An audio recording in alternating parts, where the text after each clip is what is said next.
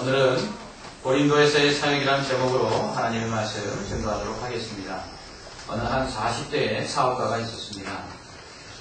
그의 모습은 마치 일 중독자 같았습니다. 그의 머릿속에는 항상 일이 떠나지 않았습니다. 집에 돌아와서도 늘 일만 생각할 뿐이었습니다.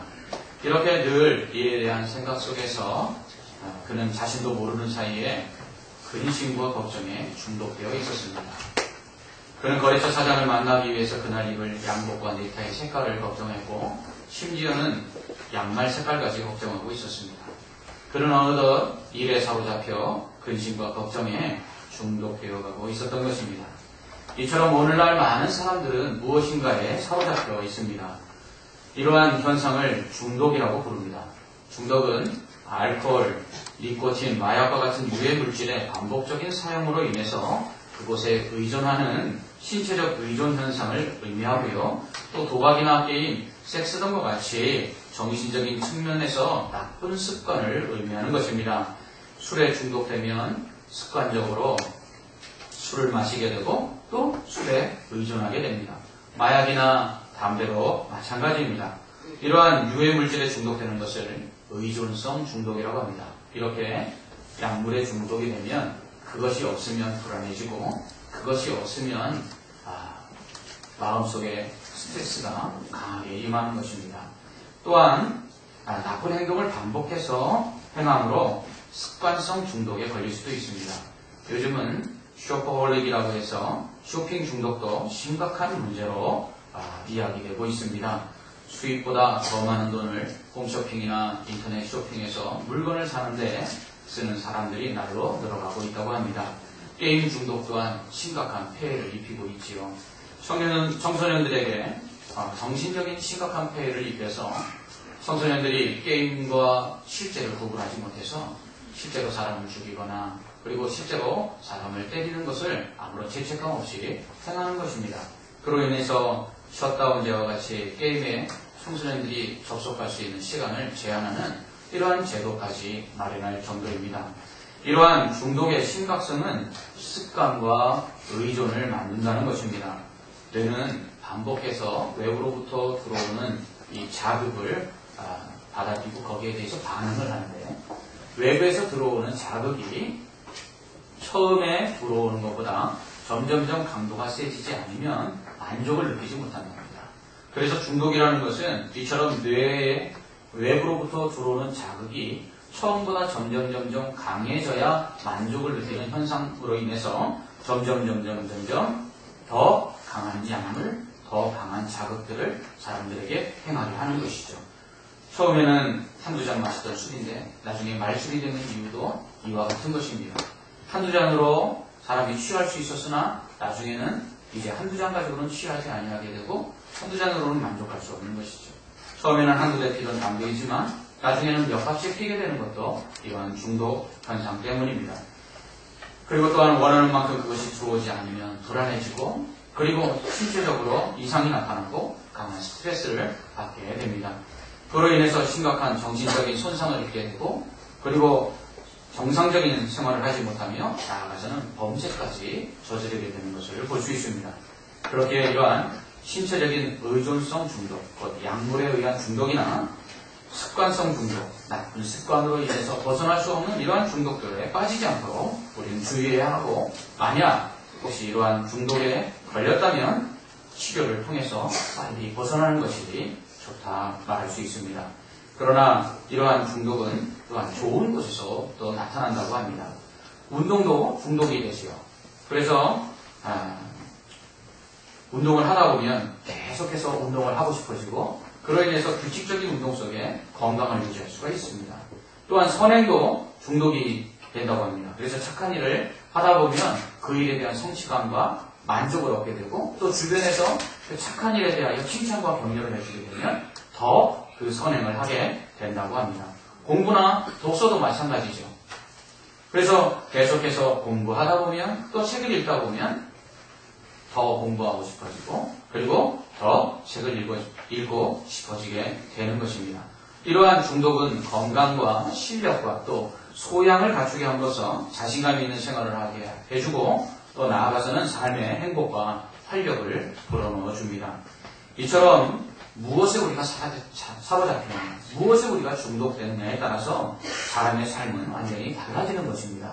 술과 담배와 마약과 도박과 같은 것에 중독되면 그 인생은 헤쳐나올 수 없는 점점 인생의 구렁텅이에 빠지게 되는 것입니다. 그러나 운동이나 독서 또한 선행과 같은 좋은 일에 사로잡혀 중독되면 더 건강하며 아름답고 행복한 인생이 될 것입니다. 오늘 5절 말씀에 바울은 말씀에 사로잡혔다 이렇게 기록되고 있습니다. 이는 복음에 사로잡혔다는 말입니다. 그는 전도에 사로잡힌 것입니다. 전도에 중독된 것입니다. 그래서 그는 복음을 전하지 않으면 견딜 수가 없었습니다. 예레미야 20장 9절에서 선지자 예레미야는 이렇게 이야기합니다. 내가 다시는 여호와를 선포하지 아니하며 그의 이름을 말하지 아니하리라 하면 나의 마음이 불붙는 것 같아서 골수에 사무시니 답답하여 견딜 수 없나이다. 아멘. 그렇습니다. 선지자 예레미야는 말씀에 사로잡혔어요. 그래서 그 말씀을 전하지 않으면 그 마음에 불붙는 것 같은 그러한 일들이 일어났다 그렇게 말하고 있습니다. 예레미야가 왜 하나님의 말씀을 전하지 않기로 마음에 결심을 했냐 하면 고난이 너무 커서 그렇습니다. 하나님의 말씀을 전하여도 백성들은 듣지 아니하고, 그리고 하나님의 말씀을 전하다가 뺨 맞고, 하나님의 말씀을 전하다가 거짓 선지자라는 그러한 소리를 들어야만 했습니다. 그래서 내가 이제는 여호와를 다시는 선포하지 아니하고 그 이름을 말하지 않겠다 그렇게 다짐했지만 그 안에 뜨겁게 불붙는 그 마음들을 주체할 수 없었다고 고백하고 있습니다. 말씀에 사로잡혀 있기 때문에 그렇습니다. 여러분, 우리가 무엇인가 사로잡히면 그거 안 하면 견딜 수가 없잖아요. 그것처럼 예레미야는 말씀에 사로잡혀 있었고 또한 바울 역시 말씀에 사로잡혀 있었던 것입니다. 여러분, 새생명 축제를 앞두고 우리도 말씀에 사로잡히기를 간절히 소망합니다. 중독은 반복하여 할 때 습관이 되고 계속해서 그것을 하도록 만듭니다. 그러므로 말씀에 우리가 중독되어서 복음 전하는 일을 계속해서 하려면 지속적으로 반복해서 전도하는 것이 필요합니다. 전도 안 하다가 갑자기 하면 잘 안 되죠. 자주 해야 합니다. 그러다 보면 전도하고 싶어지고, 그리고 전도가 재미있고, 그리고 전도 안 하면 괜히 마음이 찝찝해지고 그런 것이죠. 흔히 한두 번 전도하고 사람들이 잘 안 믿는다고 말하는 사람들이 있습니다.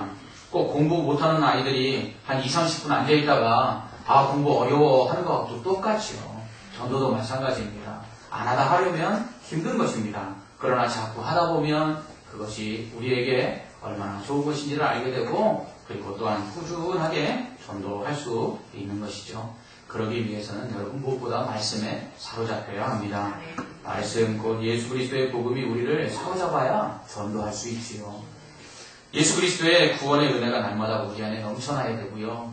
그리고 주님이 우리를 구원하신 은혜가 또 우리와 늘 동행하시는 그 동행하심이 우리들 안에 날마다 경험돼야 우리는 감사가 넘치고, 그래서 이 주님을 전할 수 있게 되는 것입니다. 여러분, 좋아하는 사람의 말은 항상 생각나고 기억나시오. 그리고 떠오릅니다. 말씀에 사로잡히기 위해서는 먼저 무엇보다 하나님에 대한 사랑이 다시 회복되어야 됩니다. 또 예수 그리스도에 대한 사랑이 회복되어야 합니다. 여러분, 하나님이 좋은데 하나님 전하지 않을 수 있겠습니까? 예수님이 좋은데 예수님 전하지 않을 수 있겠습니까? 여러분, 사랑하는 사람과 대화한 그 내용이 자꾸 머릿속에 남고요. 또한 내가 좋아하는 사람과 만난 그 이야기들을 다른 사람한테 다 이야기하고 싶어지는 것이 정상입니다. 그러므로 우리가 전도가 안 될 때에는 점검할 것이 있습니다. 내가 과연 하나님을 사랑하는가? 주님의 사랑이 내 안에 넘쳐나고 있는가? 여러분, 이것은 굉장히 중요한 기준이 됩니다. 여러분 안에 정말 하나님에 대한 사랑이 풍성하게 넘쳐나고 있습니까? 여러분께 예수 그리스도께서 여러분을 사랑하셔서 십자가에서 죽으신 그 사랑이 날마다 감격스럽습니까? 여러분, 이것이 있어야 전도할 수 있고요. 이것이 있어야 복음에 사로잡힌 자, 말씀에 사로잡힌 자가 되는 것입니다. 여러분, 그래서 외판원들에게는 항상 하는 말들이 있습니다. 제가 대학 다닐 때에 아르바이트로 책도 장사를 해봤는데요. 책 외판을 해보니까 거기서 교육을 하는데 이렇게 이야기합니다. 먼저 책을 사라. 그리고 외판하는 사람이 먼저 책을 사고요. 그 다음에 그 책을 내가 읽어라. 그리고 그 책이 얼마나 좋은지를 먼저 경험해라. 그리고 난 다음에 책을 팔아라. 그래야 책을 다른 사람이 살 것이다. 이렇게 말합니다. 여러분, 나도 좋아하지 아니하고 나도 별로 거기에 대한 신뢰를 할 수 없는데 어떻게 그 물건을 팔 수 있으며 사람들에게 사라고 권할 수 있겠습니까? 정말 예수님이 좋고 정말 하나님이 좋은데 어찌 전하지 않을 수가 있겠습니까? 여러분, 우리가 만약 전도하기를 꺼리고 전도하기를 부끄러워한다면 우리는 이 사실을 점검해야 합니다. 정말 나는 하나님을 사랑하고 있는가? 정말 예수님을 자랑할 만큼 정말 사랑하고 있는가? 이것이 우리 안에 점검되어질 때 우리는 말씀에 사로잡혀서 전도할 수 있게 될 줄 믿습니다. 이렇게 말씀에 사로잡힌 바울이 고린도에서 복음을 전할 때 아굴라와 브리스길라 부부를 만나게 됩니다. 이들은 로마에서 온 사람들인데요. 아굴라와 브리스길라는 글라우디오 황제 때 로마에 살고 있는 유대인들을 다 추방을 했어요. 그래서 이 두 부부는 고린도로 지금과 있었습니다. 이들이 바울을 만났는데 직업이 같았어요. 바울이나 아굴라나 직업이 같았는데 그들의 직업은 천막을 만드는 일입니다. 천막을 만드는 일은 양탄자를 짜거나 천막천을 직조하는 그러한 일을 말합니다.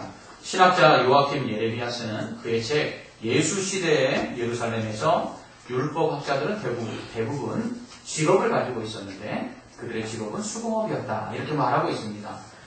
가말리엘에게서 율법을 배웠던 이 사도 바울 역시 직업이 있었습니다. 그가 가진 직업은 바로 천막을 만드는 일이었습니다. 그래서 이 바울은 직업을 가지고 있었기 때문에 그가 일하지 않는 자는 직업 말라, 이렇게 당당하게 말할 수 있었던 것입니다. 그는 천막을 만드는 같은 직업을 가진 아굴라와 브리스길라와 함께 동거하면서 그리고 일하고 그리고 안식일마다 회당에서 말씀을 강론하였습니다.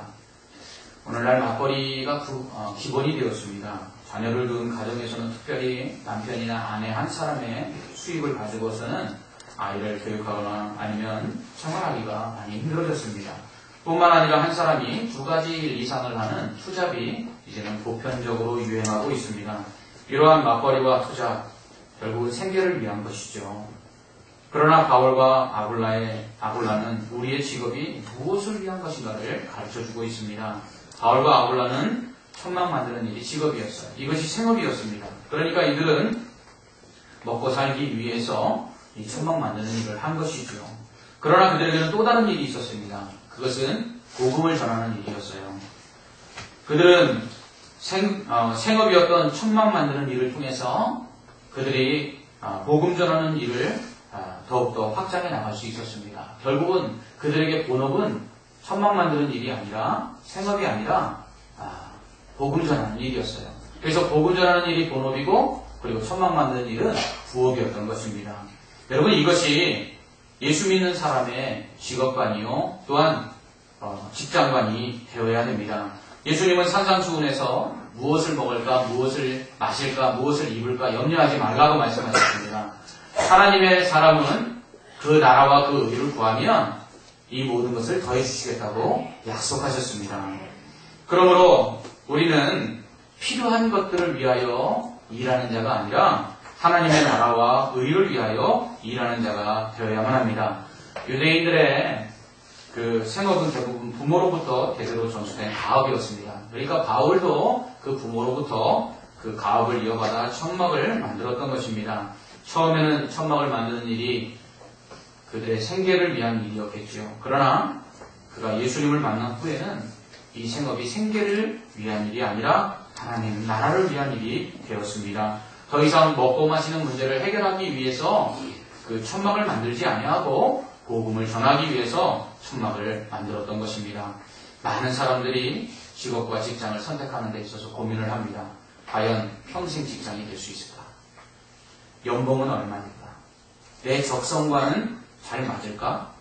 그래도 이 정도 직장은 돼야 사람들로부터 인정받을 수 있지 않을까? 대부분 이런 기준들을 가지고 직장을 선택합니다. 그러나 믿는 사람은 또 다른 기준을 가지고 직업과 직장을 선택해야 합니다.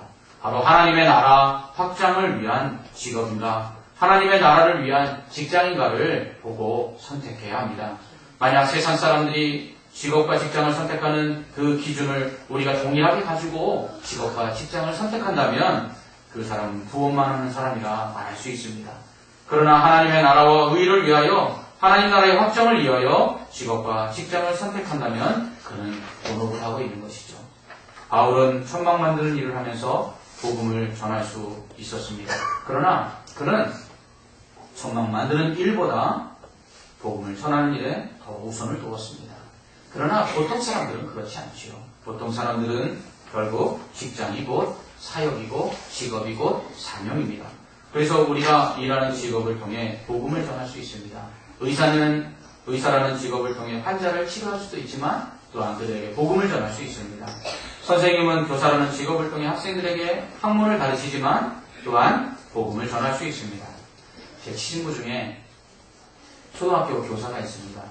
그런데 이 친구는 신학을 해서 또한 목사 안수를 받아 지금 목사가 되었습니다. 그래서 교회를 개척했는데요.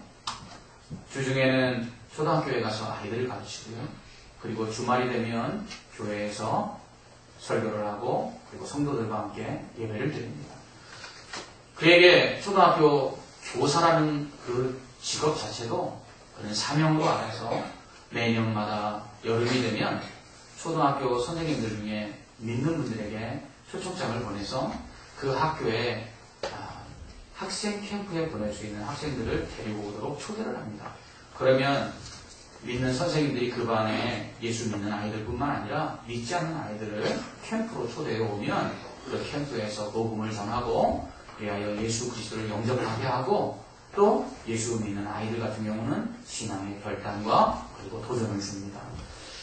제 친구는 교사로서도 복음을 전하는 일을 열심히 합니다. 뿐만 아니라 그는 또 목사 안수를 받고 목사가 되어서 교회에서 또한 성도들에게 복음을 전하고 사명을 감당합니다. 제 친구는 직업이 두 개지만 둘 다 본업이 복음을 전하는 일입니다. 목사로서도 복음을 전하고 교사로서도 복음을 전합니다.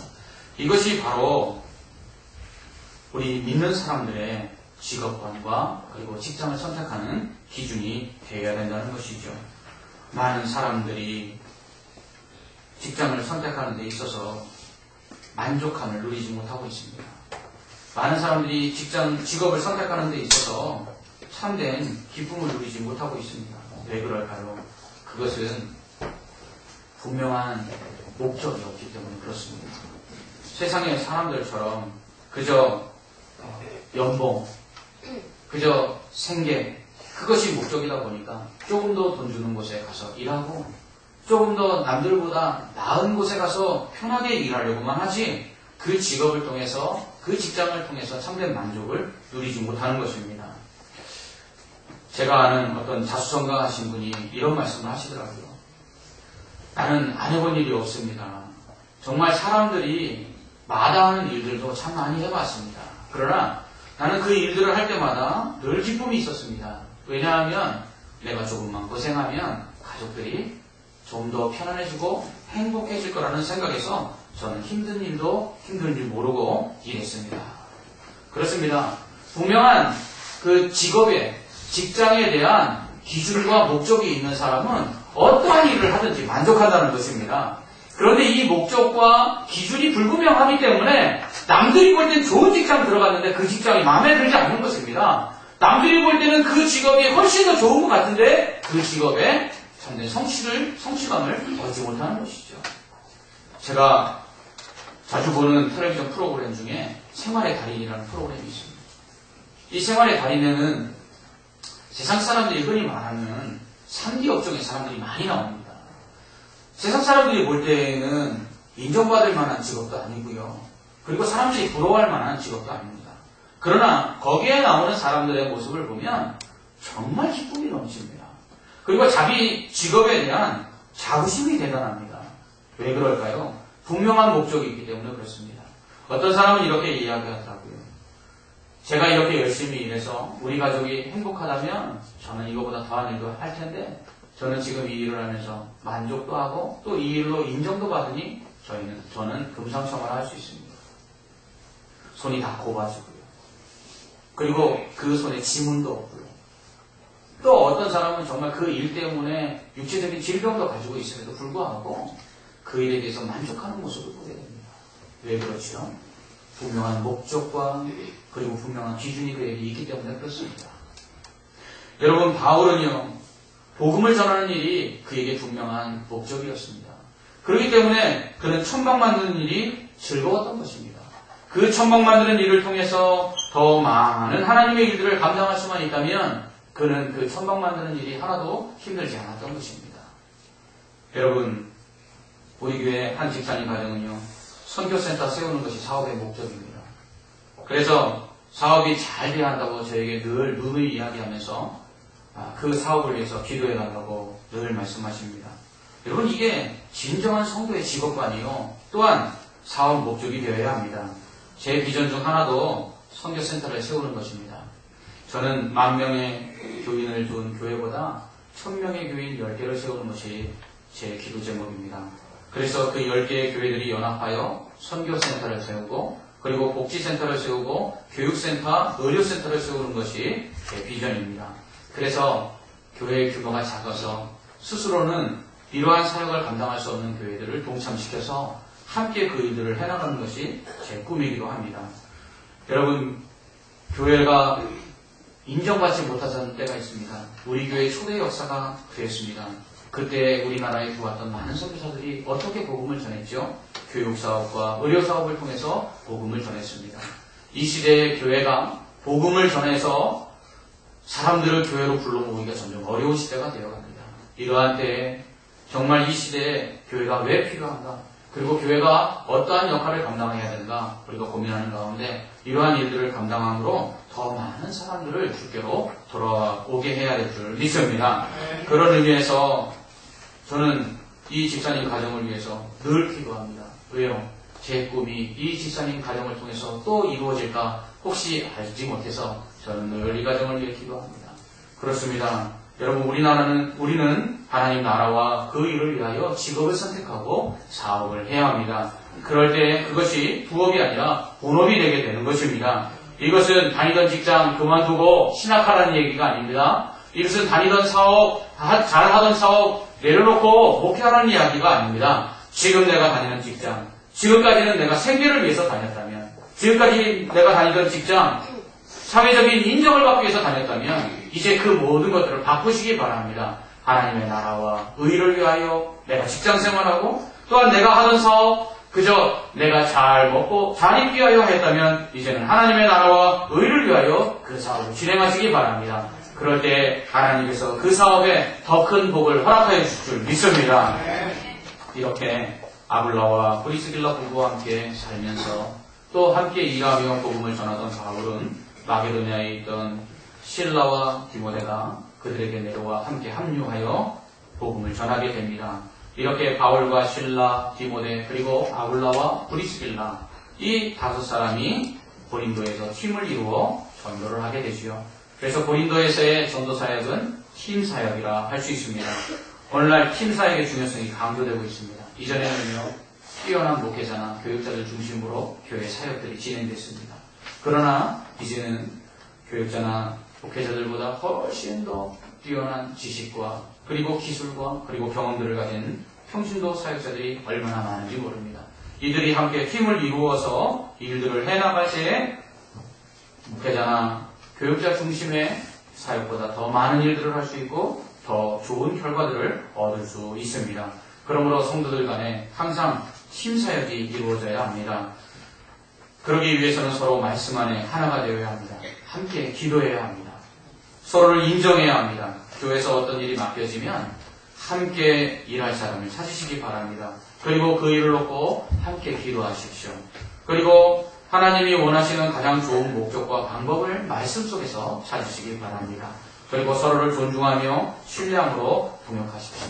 그러면 훨씬 더 좋은 일들과 또 결과들을 이루실 수 있을 것입니다. 제가 우리 교회 작년 연말에 또 봉사를 했고 또 오늘로서 이제 그동안 바닥 공사 그리고 또 붙박이장 설치 등 교회에 필요한 설비들을 이제 마쳤습니다. 그 일들을 할 때 제가 하지 않았습니다. 저희 교회에 저보다 훨씬 더 경험이 많고 그 분야에 지식이 있고 또 그것을 잘 할 수 있는 장로님과 그리고 또 집사님들 팀을 이루어서 그 일을 맡겼습니다. 얼마나 훌륭하게 되었는지요. 제 머릿속에 생각했던 것보다 훨씬 더 좋은 결과들을 이루어냈습니다. 여러분 오늘 아마 식당에 내려가서 이제 새가속실을 보시고 바닥을 보시면 깜짝 놀라실 거예요.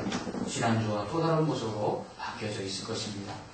그것이 바로 팀을 통해서 이룬 사역의 결과들입니다.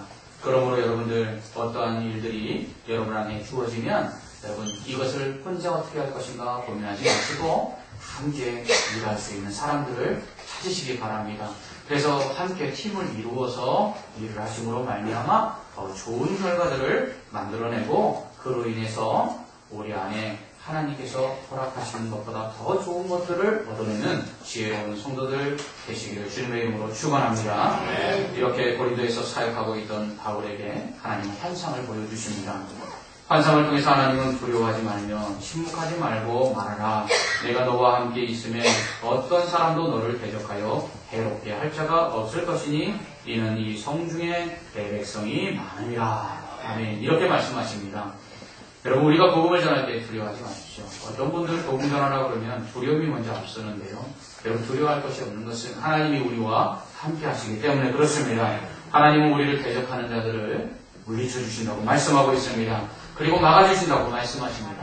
그러므로 전도하다가 여러분 낙심하지 마십시오. 받아들이지 않는 사람이 있습니까? 당연히 있을 수밖에 없습니다. 그러나 그런 사람들로 인하여 낙심하지 말 것은 바울은 고린도에서 복음을 전하다가 법정 앞에 다시 서게 됩니다. 그러나 하나님께서 오히려 총독을 통해서 그 고발이 성립되지 못하도록 기각시켜버림으로 그를 보호하십니다. 이처럼 하나님은요 말씀을 전하고 복음을 전하는 사역자들과 함께 하시고 성도들과 함께 하셔서 주의 복음이 더욱더 증거되는 일에 아무런 방해를 받지 못하도록 역사하시는 줄 믿습니다.